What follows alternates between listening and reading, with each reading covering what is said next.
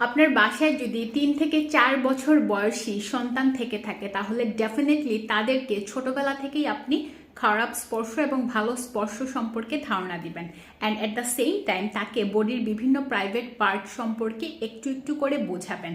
অনেক সময় দেখা যায় যে আমাদের বাসায় যে ছোট সন্তানরা থাকে তারা বিভিন্ন ধরনের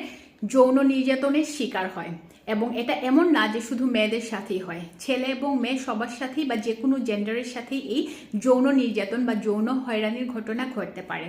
এবং তাদেরকে যদি আপনি পারফেক্টলি বোঝাতে পারেন যে কোনটা খারাপ স্পর্শ, কোনটা ভালো স্পর্শ, কেন একটা মানুষ আমাদেরকে চাইলেই টাচ করতে পারবে না, সম্মতি কী জিনিস, এই জিনিসগুলো যদি তাদেরকে বোঝান এবং অ্যাট দ্য সেম টাইম তাদের বডির যে প্রাইভেট পার্ট আছে সেটা সম্পর্কে যদি বেসিক কিছু আইডিয়া দেন, তখন কিন্তু তারা